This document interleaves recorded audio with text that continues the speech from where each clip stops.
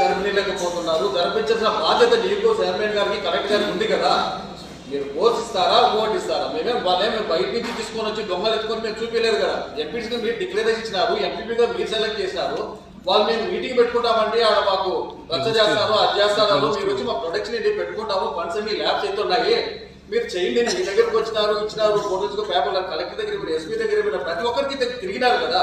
ఎందుకు చేయలేకపోయినా నేను చెప్తాను. దాని వల్ల మీరు చేయలేని నిమిషాలు అయిపోయినాక కోర్టు పోయి ఆర్డర్ తెస్తే ఆ రోజు కూడా అందరూ పోయి అడ్డుకోవడం జరిగింది. ఇంతమంది పోలీసులు అడ్డుకోవడం జరిగింది. మొన్న పీటీఎం అది కూడా మీకు తెలుసు.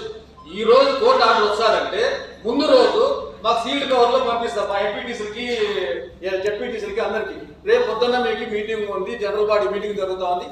ఎక్కడ మీరు ఇంతవరకు స్పీడ్ పోస్ట్ లో కానీ కొరియర్ లో కానీ మండలంలో ఎంపీటీసీకి సర్పంచ్కి పంపించింది నాకు తెలిసి, నాకు కూడా 15 ఏళ్ళు ఈ దీంట్లో కూడా నాకు అనుభవం ఉంది. ఇంతవరకు నేను చూడాల. అప్పటికప్పుడు వాళ్ళు పంపిస్తారు, మీటింగ్ లేదంట. నిన్న జరిగింది కరెక్ట్ గా మీకు చెప్పాల్సింది. మాకు ఎవరికే కానీ, మాకు ఎంపీటీసీలకు కానీ, ఎవరికి కానీ, ఎమ్మెల్యే కానీ, ఎంపీ కానీ ఎవరికి తెలియదు. మనుషులు రాళ్ళు కట్లు కడాలు ఎత్తుకోపోయి మండల ఎండిఓ ఆఫీస్ లో కూర్చోవడం. ఆ ఫోటోలు అన్ని కూడా ఎస్పీ గారికి అందరికీ చెప్పడం జరిగింది. మా వాళ్ళు చేసినారు, మాకు తెలియదు.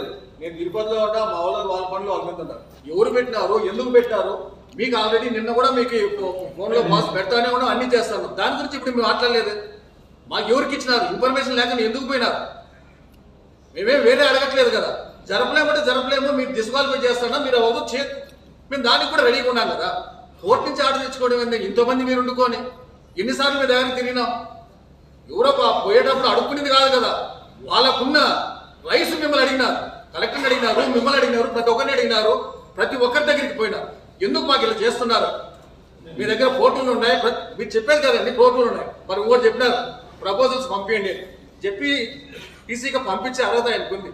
కానీ ఎండిఓ ఉంటాడు కాబట్టి సార్ నాకు ఇవన్నీ కావాలి, మీరు కూడా ఒక పంపిస్తే ఇద్దరం కలిసి పంపిస్తే సపోర్ట్గా ఉంటుంది అని ఇద్దరం కలిసి పంపిస్తే బాగుంటుంది. ఆయన సొంతానికి నా ఇంటికి పెట్టు కట్టుకోవాలా, లేకపోతే నా బిల్లు పెట్టుకోవాలని ఆయన అడగట్లేదు కదా. అది ఎండిఓ చూస్తాడు. ఇవన్నీ కట్టలేకపోతే తీసేయండి.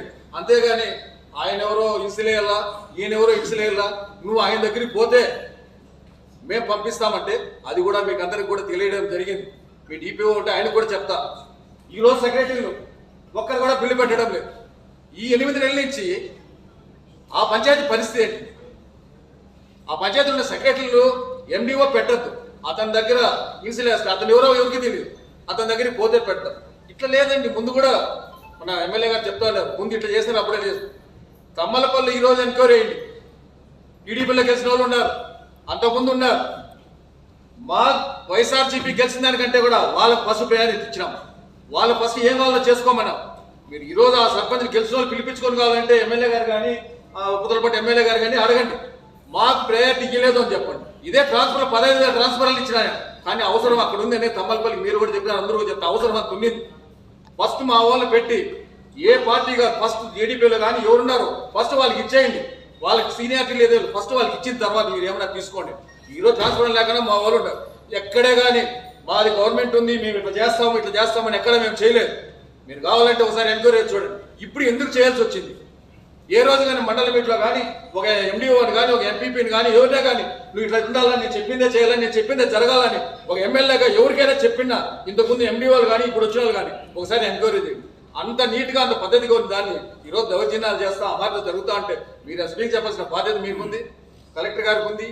ఆ కలెక్టర్ దగ్గరికి చాలాసార్లు పంపిస్తాం, మా కలెక్టర్ గారు అక్కడి నుంచి దాన్ని సపరేట్గా ఉంటారు. ఇంత జరుగుతూ ఉంటే ఒక ఎమ్మెల్యేగా నేను కూర్చొని 16,000 మెజార్టీ ఇస్తే ఇంత దీంట్లో కూడా నేను ఎవరికి చెప్పుకున్నా అర్థం కాని పరిస్థితి నేను ఉంటే ఇంకా జెడ్పీటీసీలు ఎవరు చెప్పుకుంటారు, ఎంపీపీలు ఎవరు చెప్పుకుంటారు? ఏమైనా మాట్లాడితే కొడతాం, కేసు పెడతాం, ఇమీడియట్గా ఫోన్ వస్తారు అక్కడి నుంచి. రేపు పొద్దున్న నేను ఇది ఆ ల్యాండ్ ఉంది దాని మీద ఇచ్చేస్తాం. నా కాన్స్టిట్యూషన్లో ఇంకోరికి ఏం పని?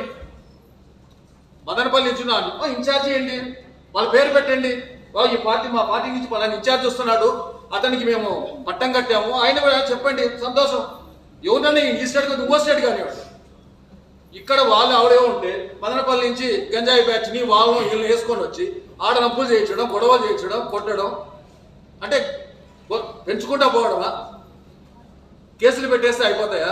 కేసులు పెట్టినదే సాల్వ్ అవుతాయి ప్రాబ్లమ్స్ అన్ని. మండల్ మీట్ కావాలా, మండల్ మీట్ చేసుకోండి, ప్రపోజల్ పెట్టండి అంటారు. మండలం పెట్టి జరగనిస్తాయి కదా. ఎంత అనుకూలంగా పోయినా మీకు అందరికీ ఆడుకున్నాం, అందరికీ చెప్పుకున్నాం. న్యాయం ఎక్కడ జరిగింది మీరే చెప్పండి. దాని ఎవిడెన్స్ అన్నీ ఉన్నాయి, మీకు చూపించమంటే చూపిస్తాను. మీ దగ్గరికి రాలేదా?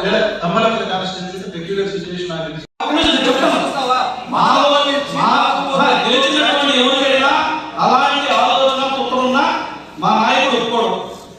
మూడో విషయం, కోర్టు జోక్యం చేస్తూ కోర్టుకి ఎప్పుడు వెళ్తారంటే లెజిస్లేచర్ నుంచి ఎగ్జిక్యూషన్ నుంచి కట్లు రాట్లు